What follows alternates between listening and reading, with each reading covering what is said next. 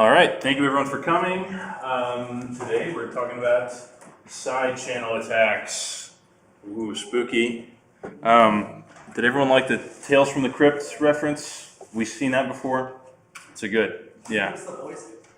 No, I can't do the voice. You do the voice. I can't do the voice. Okay. Anyways, yeah, let's get right into it. So what is a side channel attack? First of all, who knows what that is? We got a rough, okay, maybe like 5% of us know what side channel attacks are. Great, that's why we're here. So a side channel attack is really just any kind of exploit that utilizes some kind of non-algorithmic flaw in some code. So normally your exploits are going to be targeted at like misconfigurations or some logical bug or maybe some lack of user input validation, things like that. That's your standard exploit. But a side channel attack is typically going to be some kind of physical problem with the system, which makes them really interesting and really varied. One very important thing about them is that most of the time they are used in a read-only fashion. So their goal is not to interrupt the standard control flow of a program or a system, and instead it's just to monitor information and to extract secret information like cryptographic keys or plain text, things like that. So I've got a couple examples here. I'll get into the rest of these in a little bit, but this one right here, the chip you see up there, that's a very old attack that it breaks the control flow of the system. This just unregion locks your SNES. So for an example of one of the more out there attacks is bridging a pin on a chip, and now you've changed how the entire system works. Sometimes you could classify that as a side channel attack. And you might be thinking, why should I care? What does it matter? I've never heard of these before. If I go work for Amazon Security or State Farm, they're not going to, they might not be dealing with these things. But the reality is that everybody is vulnerable to these all the time, because there are just simply so many different physical channels that you can extract information from that your laptop, your phone, like all, the CPU, the memory chips, the power, like there's just so many different ways that all of us are vulnerable all the time. So it's very important to stay up to date on, what the latest attacks are, because there are defenses, if you keep your ear out. And these people, like I said, they want to steal your passwords, your private keys, your plain texts. They're incredibly difficult to detect because they're not, interrupting the control flow. If I'm reading the electromagnetic radiation from your laptop screen, how would you ever know that I was doing that? Unless you physically caught me in the act, right? Another reason that you should care is one thing that's very interesting about these is because we've caught very few of them in the wild, despite the fact that research has shown that they're incredibly easy to implement. So there's probably some cabal of hackers out there that are using these attacks that we'll never find out about, which I think pretty interesting. And so what kind of attacks are there? Like I said, there's a ton of different channels that you can look at. And really the two biggest are timing and cache. And really, cache attacks are kind of a subset of timing attacks. Basically, a timing side channel is when you've got some kind of branch in your control flow, and one branch takes longer than the other branch. And now, just by watching how long your code takes to run, I can guess, usually with pretty high accuracy, which control flow path your code is taking. And so if the control flow is dependent on secret information, like your password, then I can start reconstructing information about your password. Super dangerous. Cache attacks are all about exploiting the fact that cache reads are faster than RAM reads. So if you load in some secret information into the cache, and I'm timing your code again, I can exploit the fact that you're caching certain information, and again, I can reuse that. So sort of, again, a subset of timing attacks, but they're so distinct and important that they're their own category. Then we have fault injection, which is kind of this like cousin to side channel attacks, where you're applying some kind of physical stress to the system. Maybe it's heat, maybe it's radiation, and the goal is to induce some kind of fault into the standard, way that the code is working. And these are hard to detect because there are a lot of ways that you can go wrong. I mean, there's cosmic bit flips that are, arguably a fault injection. It's a really interesting class. And then finally, there's power analysis, which is also a big family. Basically, the power going into your system is dependent on the data in the system. And you might be thinking, well, I've got 10 billion different little transistors and bits in my machine. So how could you possibly detect whether 100 of them affects the power consumption levels? But it turns out it does. And the more traces of power that you collect, the more information you can glean.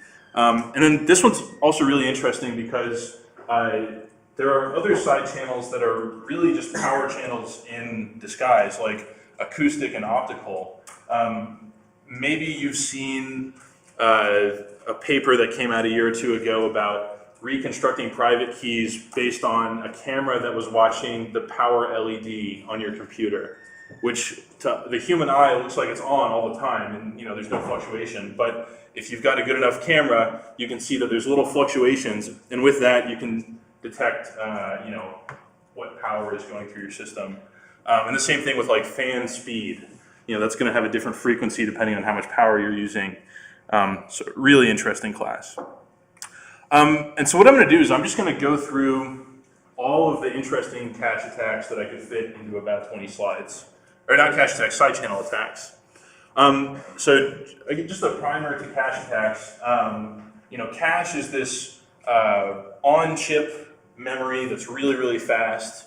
And the idea is that if I'm accessing some memory address a ton, it's inefficient to keep going all the way out to RAM to fetch it. And so I'm going to store it in cache, which is on the CPU, super fast to access.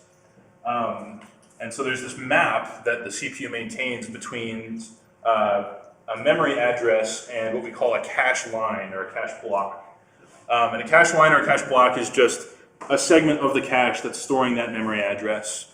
And there are some interesting ways that cache lines can be shared. We'll get into that in a second. And again, these are really a subset of timing attacks because it's all about timing memory accesses. But you're going to see when I flip the slide that these are such an important category that they deserve distinction. So who's heard of Meltdown? Only a couple, really? Who's heard of Spectre? Okay, so a couple. Spectre and Meltdown are, I think, arguably the most important vulnerabilities found in the past, 20 years. They're up there for sure.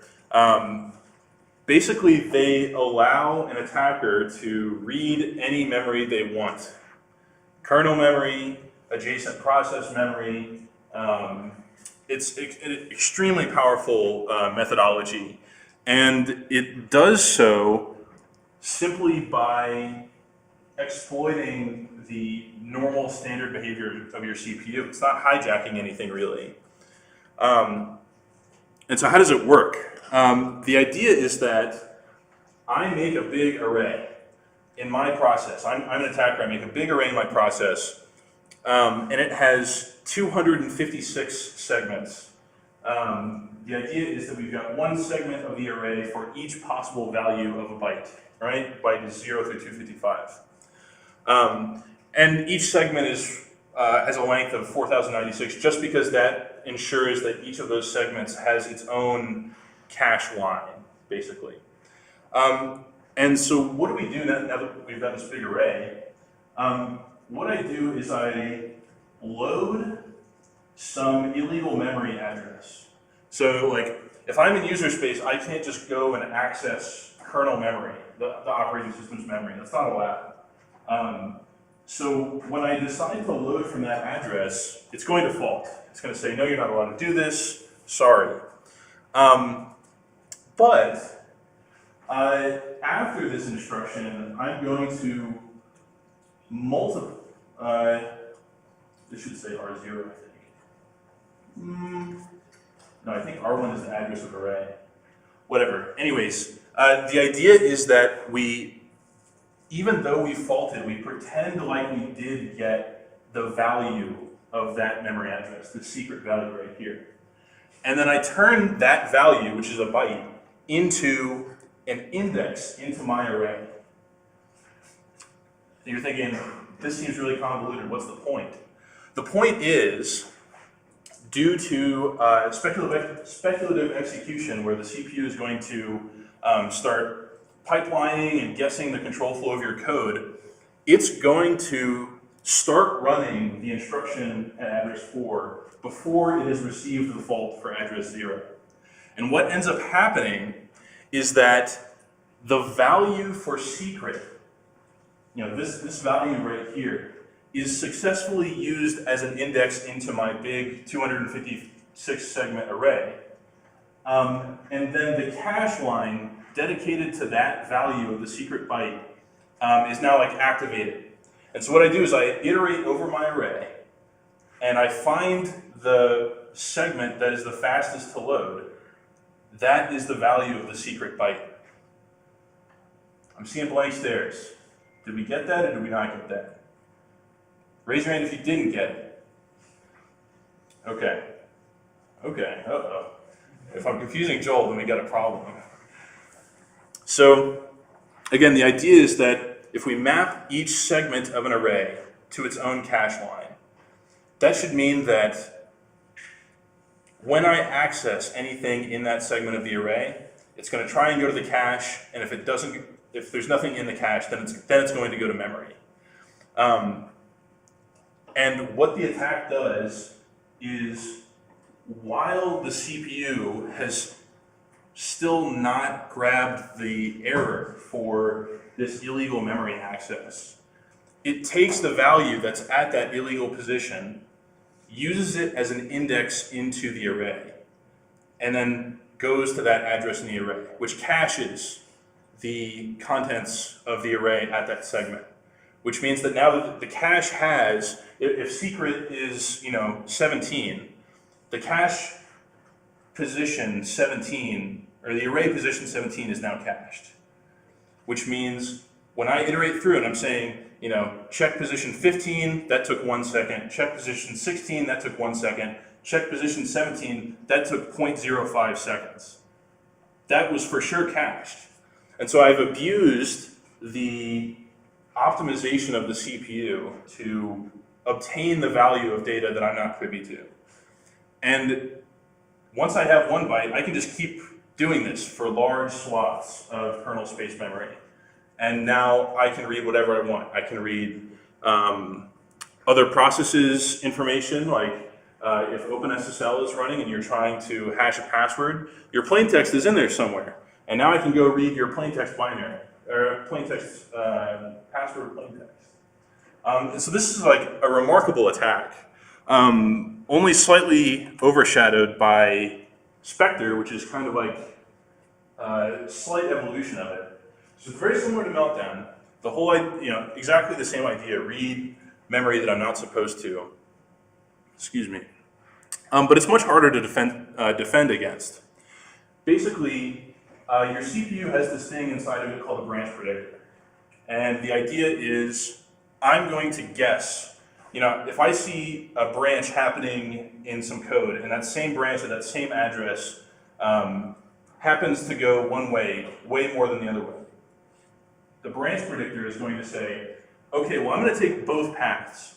And whether or not the condition is true, I'll figure out later. But I'm going to start executing the one that I think is more likely, because it's been shown to happen more often. So I can do this little optimization where I speed up the code 85% of the time, and I slow it down 15% of the time, but it's 15% of the time, who cares? So branch prediction is just this optimization to guess which branch you're going to take. And it's very simple. You should learn about it in an architecture class. There's a number of ways, but it's really just kind of a tally of which one happens more often. That is a pretty okay way to think about it. And basically what I do is I take this attacker code. It says, it's got some index I, which is an index into my array. Same array as last time where I've got this big 256 segment. And what I do is I say, if I is within the bounds of the array, then go read from my data array, which is some other array, it doesn't matter what's in it really. And then use the value from that data array as the index into this segment array where the caching thing is going to happen. And what I'm going to do here is I'm going to train it. I'm going to train the branch predictor. I'm going to give this segment of code an I that is less than 256 a bunch of times. So maybe 10,000 times I'm going to pass it I equals 17.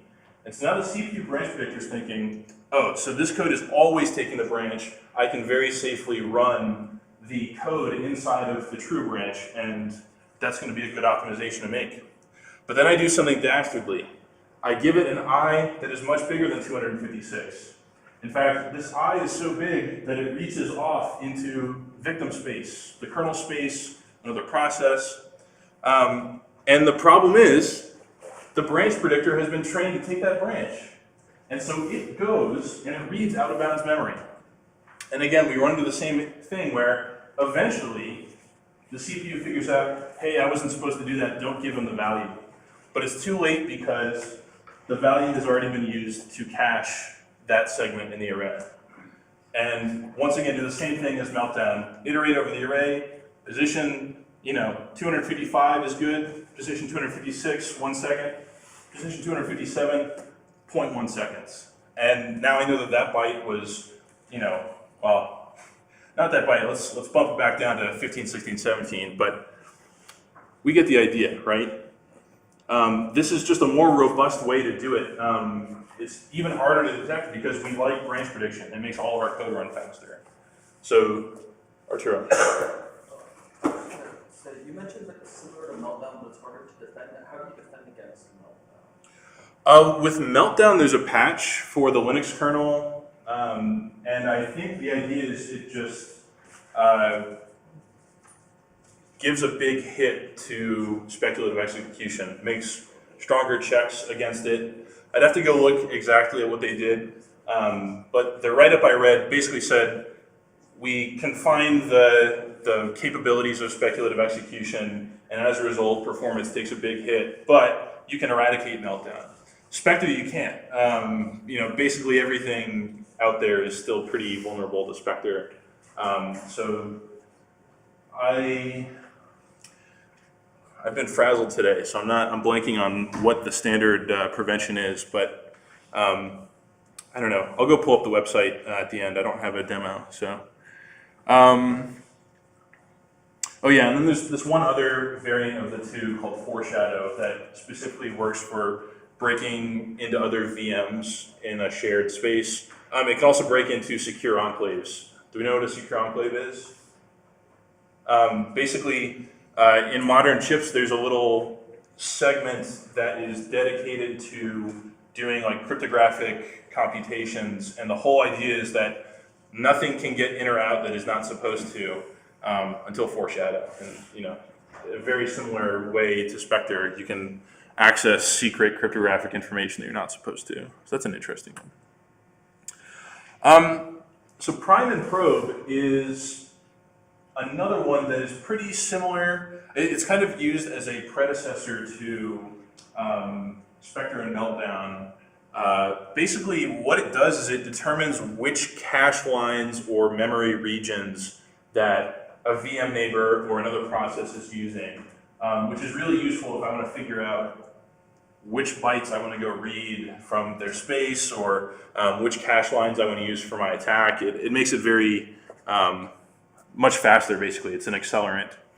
And basically, all you do is you take some cache line, you map a bunch of memory addresses to it, you fill it up, and you say, this is my cache line now. And then you just stop. You let some victim run their code in their VM, it's running on the same physical machine as you, so it's eventually going to spread, its memory usage, and eventually it's going to hit your cache. It's going to start taking your cache space. And once they've taken your cache space, you go retrieve your data that you put in the cache. And if it's slow, that you know that the memory address that maps to that cache set is the one that the victim was using. So just by sitting and waiting and measuring the time difference between, my cache data access and my data access after I let the victim run, I can figure out if a victim was using a certain cache line, which again is very useful for accelerating Meltdown Inspector. Okay, so those are cache attacks. Does anyone have any questions before I go to timing? Is there anything anyone definitely didn't all the way get? We can go back at the end, but okay. So again, timing attacks, kind of just a broader category. Measure the time difference of anything, you can figure out some information. A really interesting early timing attack was determining whether or not a username existed on some remote server. And this one's really simple. You actually just make some login packet. You malform it in some way, send it to the server, and we can see in here that this if statement says if off context valid. Valid is about whether or not the username exists on the server. If this person's username exists, but the packet is malformed, which it is because I made it malformed, then return right away. Otherwise, do a bunch of this stuff and then return. And so just by sending a malformed login packet with a username in it, I can figure out if that username exists, because if it does, it's going to return right away with an error, and if it doesn't, it's going to take a really long time to reject me. So, pretty interesting, I think. Not too complicated. Lucky 13, this is kind of part of a family of classes called timing oracles. There's something about oracles in there. Basically, the idea is I want to recover plain text from TLS. Any kind of TLS packet, really. Old versions of TLS use for their block ciphers, they use CBC mode, which if you've taken a cryptography class, you should know is not super secure. I won't get into that. Basically, I use CBC mode to encrypt all of my packets, and there's this problem where there's a number of padding bytes at the end of the packet. And because CBC mode is so weak, I can mess with the bits in the ciphertext to mess with the plain text padding bits. And you can do it in a pretty predictable way. And what you can do is you can capture somebody's TLS packet, mess with the bits that correspond to padding bits, until you figure out what the padding bits are. There's a specific way that they're encoded. Basically, if there's one padding bit, then you're just going to see hex 1 at the end. And if there's two padding bits, you're going to see 2, 2. And if there's 3, you're going to see 3, 3, 3, basically. So all of these are valid. This is not valid. Because the last bit determines how many padding bits there should be. So just by messing around with the bits of the padding, I can figure out, it'll give me an error that is dependent, the time of the error is dependent on whether or not the padding is correct. So messing around with bits, I figure out how long the padding is. Now I've got the length of the plain text, and you can continue to do bit twiddling to figure out the plain text, which is pretty interesting, I think. Just by measuring server response times. When I first learned about timing attacks, my intuition was, this is pretty cool, it seems pretty capable if you're on the same machine or you have physical access. surely there's so much variance in like internet connection that you couldn't reliably reconstruct any meaningful information, but you can, and it's really remarkable how successful timing attacks are over the internet. This is another really interesting one. This all came from one paper that I linked to at the end. Basically, Diffie-Hellman, which is a key sharing routine, RSA and DES all have this problem where they want to compute some modular exponent. So y to the x mod n. That's a very common cryptographic operation. And they've got this algorithm where they check if some bit of the number is a 1, it's going to do this complicated operation. Multiplication in a mod that's going to take many more CPU cycles than just a simple assignment, right? And so inside of this loop that iterates over every single bit in a secret number, my exponent is secret in RSA, all you have to do is watch how long it takes, and you're going to find out what the bits are. Really, really dangerous. You basically just start with the first bit, and I guess that it's 0, and I try to run my attack. And if I've got it wrong, then I reset with 1, and now I'm going to incrementally get bits of the exponent as I continue to run this algorithm, which is super interesting. And the paper that released this showed that on real packets and texts, it's about 85% successful at completely reconstructing exponents in plain text. That's insane. That's a ridiculous probability. And so, does anyone have an idea of how you would modify this algorithm to make it so that that's not possible? Any ideas? First of all, what's the problem with the algorithm? You just wait for a long enough time. Yeah, you can wait. How long? Random amounts of time. You can do random on, what do you think, random on both branches? Random on one or random on both? Well, you want it to be the same time no matter what Yeah, so there's a problem with random where if even, you do it enough, it'll average out. right, if I put random weights on both of these and I run it 1 trillion times, the top one's still going to be longer on average because you're essentially adding the same number to both.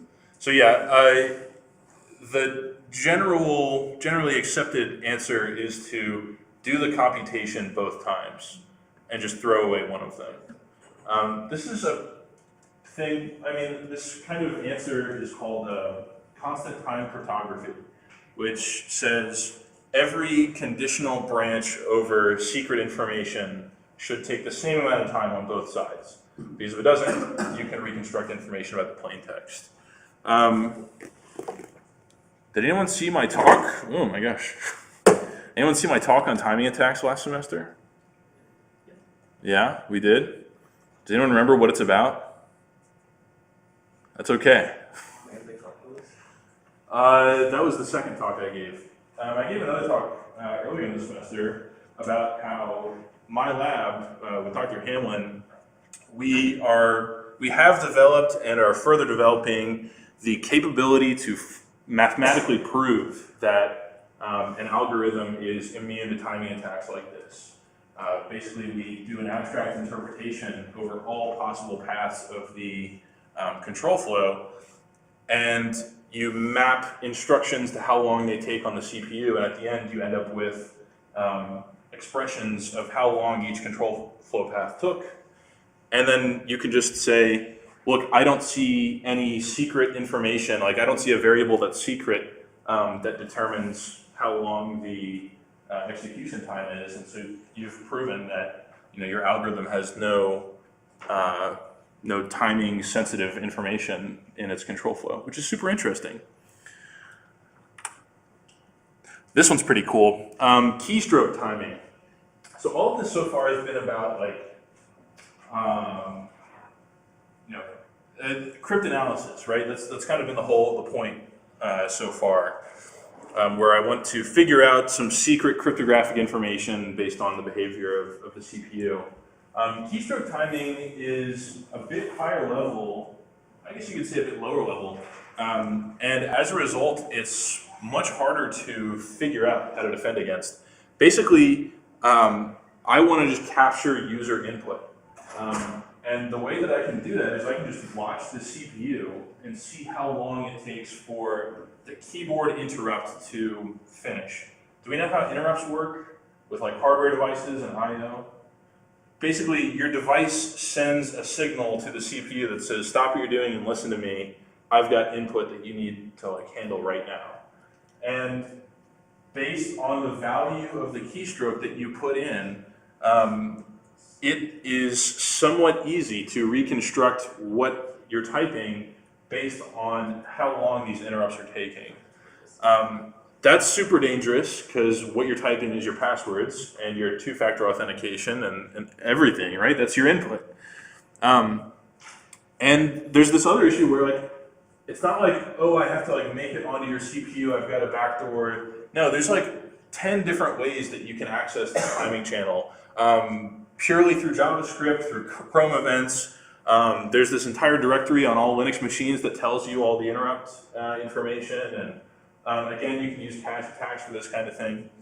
And so there's this paper I linked to called Key Drown, which basically says anytime there's a real key that gets entered, I'm going to generate a fake key.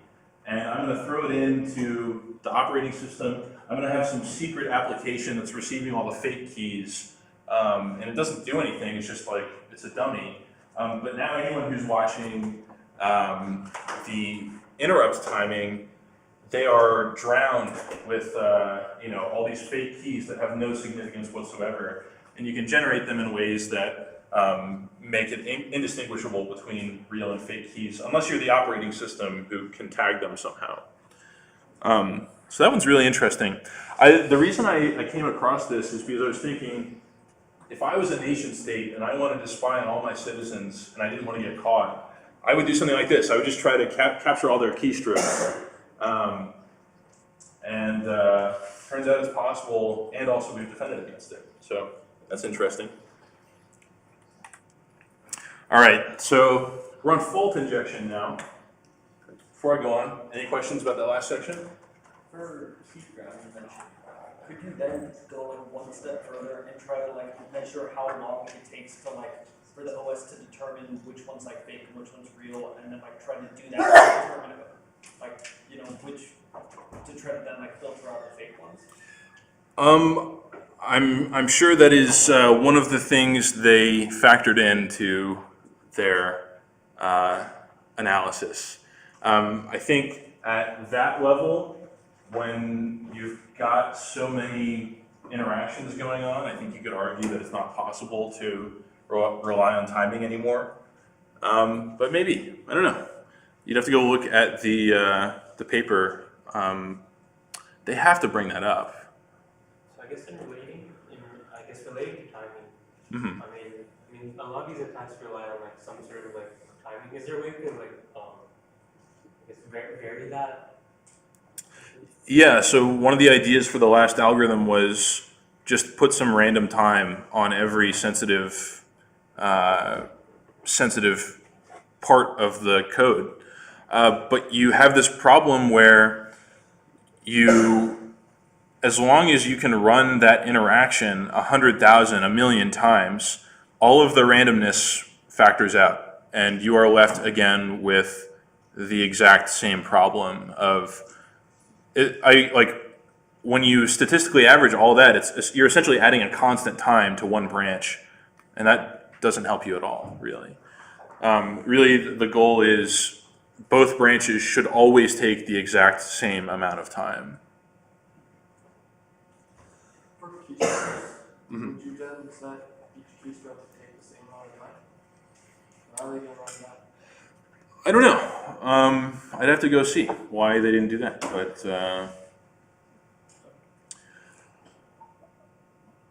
yeah, I don't know. It's a good one to think about. For the last one, even if you did add a weight, I mean, that This one or the one before? that one before, it wouldn't be like compute intensive, so power analysis should still leak the secret, right? Power analysis could leak the secret. It depends on what kind of method you're using. I'm going to get into a really good power analysis attack in a second. We'll talk about that. Any other questions? Okay. Rowhammer. Who's heard of Rowhammer? This is another huge one. Okay, now you're going to learn. So this is a fault injection attack. And the idea is I'm going to induce error in your code in some other process by modifying your memory. And the question is, well, how are you going to modify my memory, right? It's mine. The operating system is there to protect me from that kind of thing. And you run into this issue where we've got these huge computers with all these bits in them, right? Billions and billions of bits. And the more bits you add, the tinier and tinier your memory cells get. And that's a problem because electrical interference is more of a problem the smaller that your barriers are between electrical components. And so now that we've got these memory cells in DRAM that are super, super tiny, electrical noise from one cell, if it's enough of a problem, will start flipping bits around it, around the grid. And that's all Rowhammer is. This is like the core process, which basically says, I'm going to read from some address, and then I'm going to flush the cache, and then I'm going to read from that address again. I'm going to flush the cache, read and flush and read and flush, and you end up just completely flooding that area on the chip with interference. And you can do it in a targeted way that flips bits in sensitive processes. Bools are bits, so flip one of those and your whole process is going differently. Right, so that's a really big problem. And it's been shown that you can get privilege escalation, you can get direct memory access, you can root, and you can exploit it via JavaScript. Just by having really big JavaScript objects, you can exploit Rowhammer. That's awful. Completely unprivileged. I go to a website and now everything is gone, right? So that's a really interesting attack, I think. This is another pretty interesting one. It's kind of a family of classes. Basically, we've got these smart cards. Probably everyone in here has one except Garrett. I don't know why you had to help me like that. So your debit card, your transit card, all these things, probably your ID too. They all have these tiny little microprocessors in them that allow them to perform some complex action, right? And for some reason, even though they're everywhere, there has been essentially zero demand for the people who make smart cards to protect these devices against physical tampering, which means it's extremely easy to extract the processor and start reconstructing the code that's inside of it, or extracting secret information that, like debit card information, things like that. We had a talk here 2 or 3 years ago where one of our officers, I don't think it was live, but the night before had taken out the chip and you can see the processor. And once you've got it, you can inject fault a ton of ways, like shine a light bulb on it, or start scraping away electrical connections. One way to extract all the components apart is to just dump it in acid. There's a specific kind of acid that'll just separate everything. There's a paper I linked to that has some more details. I think this one's probably my favorite of the night. So the story here is that Java, its whole thing was, we're going to be C++, but we're going to have types, and we're going to have a type checker, and everything's going to be safe. And it turns out that with a tiny bit of light and heat, if you just shine some light and heat on memory chips that hold your process information, you can cause bit flips and completely bypass Java type safety, which means you can run arbitrary code, privilege escalation, the whole thing. And they did this with an off-the-shelf light bulb, 50 watts, nothing special whatsoever. you have to have physical access to the machine, which is something, but a very interesting paper. I linked to it at the end. And I think this is the last one of the night. How many? Yeah, okay, 40 minutes. Cold boots. Do we know what cold boots are? A few. Cold boots are super interesting. They're exactly what they sound like. You make the thing really cold and then you boot it. Basically, we all have this incorrect assumption. Like, we've all heard like RAM is volatile, right? When I turn my computer off, the RAM, all the information in the RAM goes away. That's not really true. It turns out that it lives for a while after you turn it off, as long as there isn't too much interference. And what's even worse is that if you make the memory chip really, really cold, like with compressed air, you can get those bits to live on there for minutes after you've taken power out. You can remove the chip, and then you can go plug it into something else, and then I can dump the memory. Or even better, I don't have to take it out at all. I just put a USB stick with my own operating system on it. I load in and I dump the RAM, and ta-da! I have extracted all of your secret keys and your usernames and passwords and all that. It is a bit more theoretical.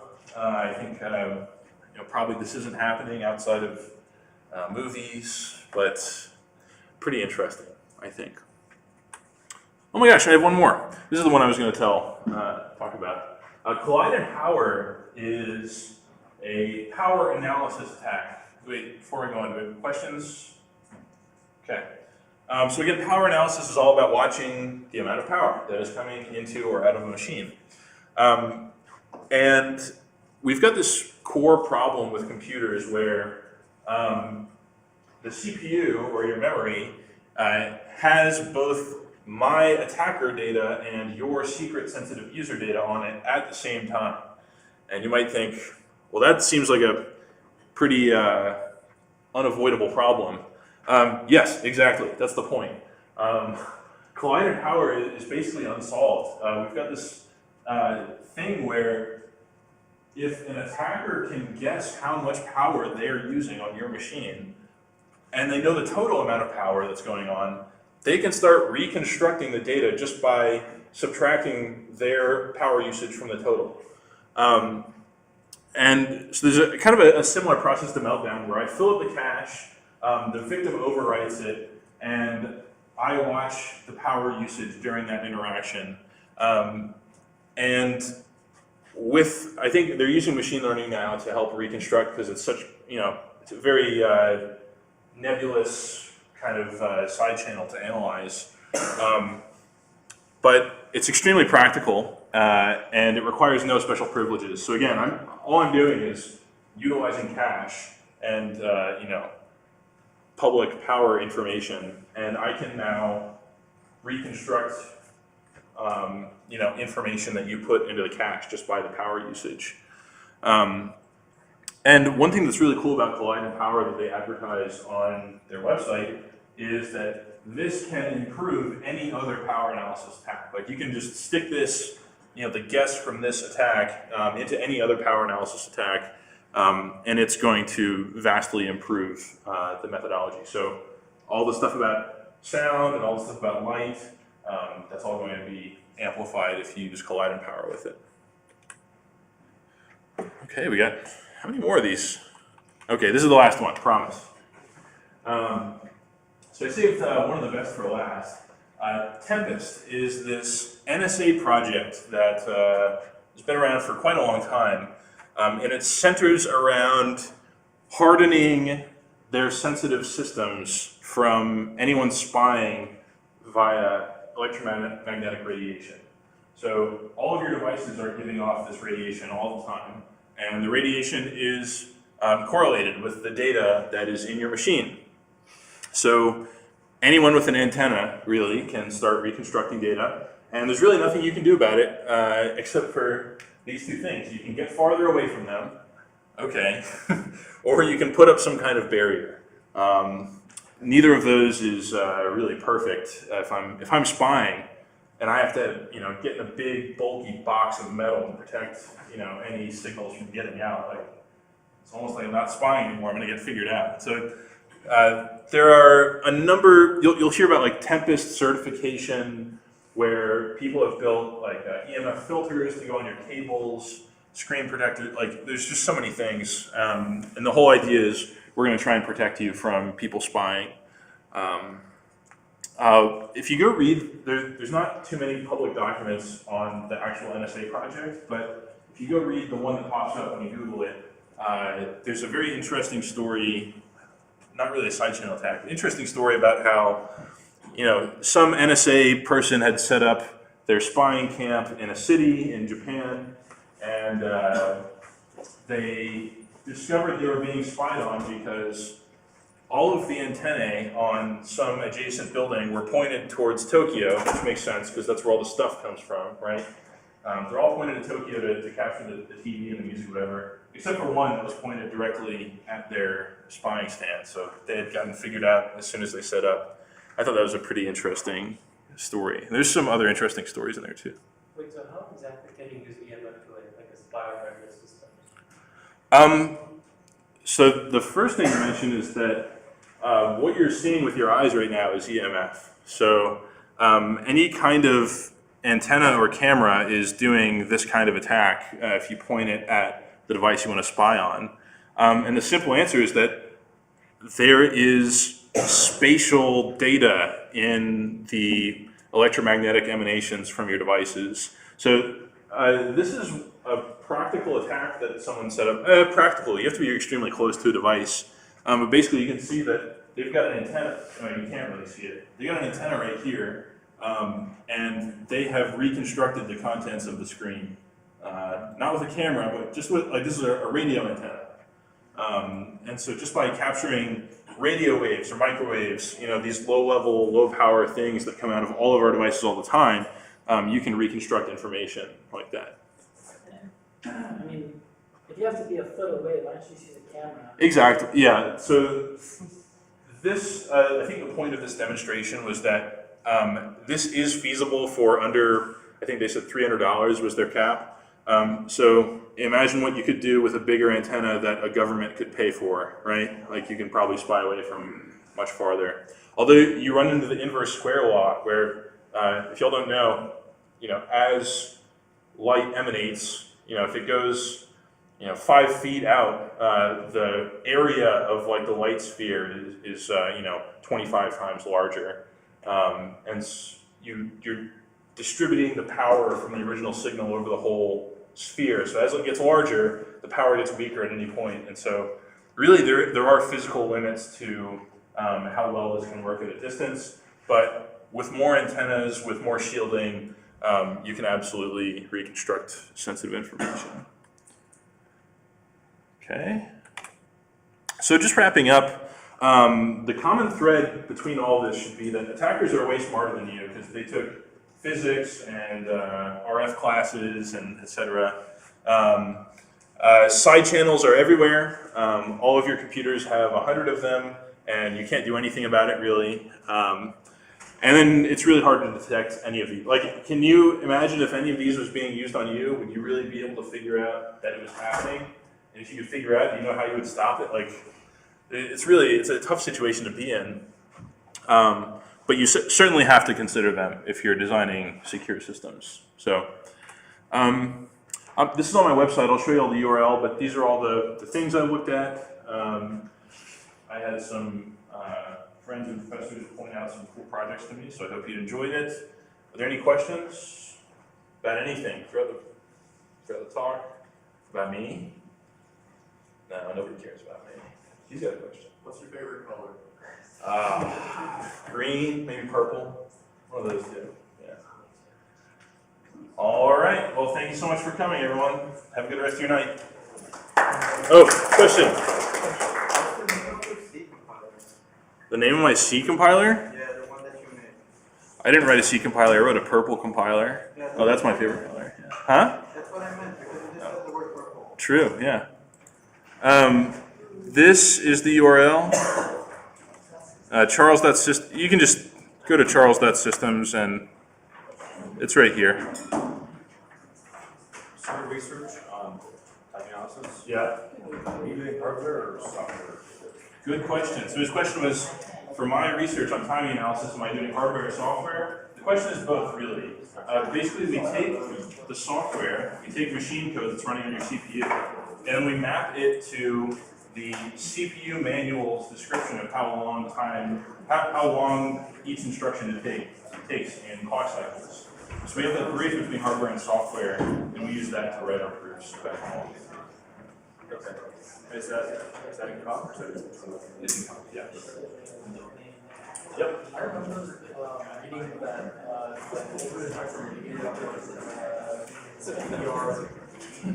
Yeah, I've heard that too, but I've also seen that attacks are possible on some DDR4 chips. I feel like if you can freeze it. I mean, is there really any way to mitigate that? No.